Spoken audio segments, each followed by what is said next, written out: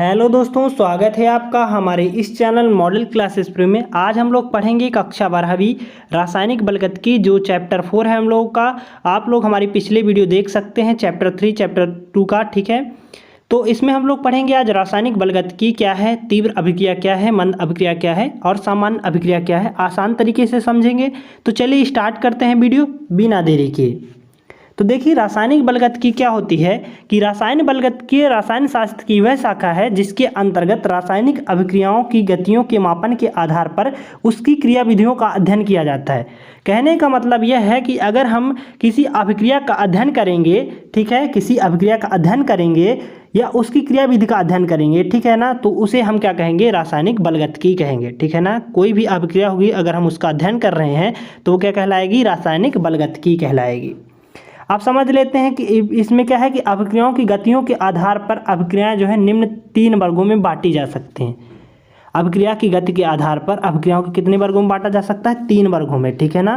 पहला है ताक्षणिक अभिक्रिया या तीव्र अभिक्रिया, इसी को बोलते हैं, ठीक है ना। ताक्षणिक मतलब तुरंत, ताक्षणिक क्या है, तुरंत, या तीव्र का मतलब भी तुरंत ही होता है।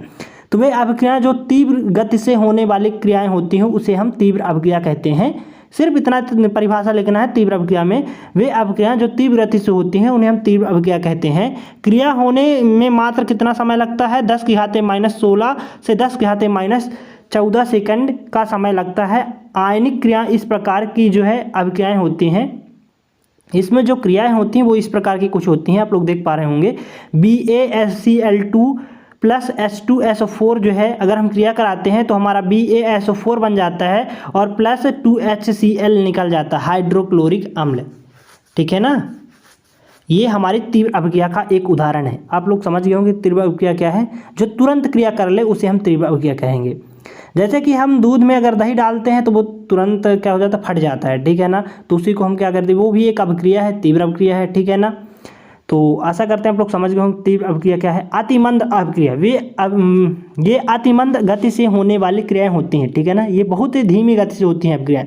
क्रिया होने में लगे समय की गणना करना अति कठिन होता है। मतलब कहने का है कि जो क्रिया इनका गणना करना बहुत ही कठिन होता है, ये बहुत ही धीरे धीरे होती हैं। ये क्रियाएं एक प्रकार से ना होने वाली क्रिया भी समझ सकते हैं, ठीक है ना। उदाहरण के लिए जैसे कि हम कह सकते हैं भूगर्भ में कोयले व पेट्रोल का बनना। अगर हम बात करें कि भूगर्भ, जो धरती के नीचे जो कोयला बनता है या पेट्रोल बनता है, वो अतिमंद अभिक्रिया का उदाहरण हो सकता है, ठीक है ना। जैसे कि वो बहुत धीरे धीरे प्रक्रिया होती है, एक समान मान सकते हैं ना होने वाली अभिक्रिया, ठीक है ना।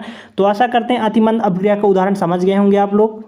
अब हम लोग पढ़ेंगे सामान्य अभिक्रिया। वे अभिक्रिया जो सामान्य रूप से न अर्थात न तीव्र गति से और ना ही मंद गति से होती हैं उसे हम क्या कहते हैं, सामान्य अभिक्रिया कहते हैं। आशा करते हैं आप लोग समझ गए होंगे सामान्य अभिक्रिया क्या है। ना तो तीव्र गति से और ना ही मंद गति से हो उसे हम सामान्य अभिक्रिया कहेंगे।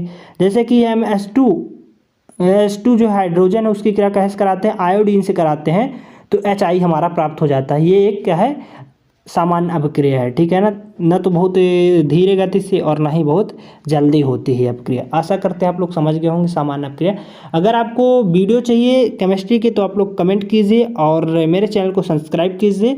आप लोग को जो है प्लेलिस्ट मिल जाएगी, आप लोग हमारे चैनल पे आइए, आप लोग को प्लेलिस्ट मिल जाएगी केमिस्ट्री की। धन्यवाद, फिर मिलते हैं आप लोगों से।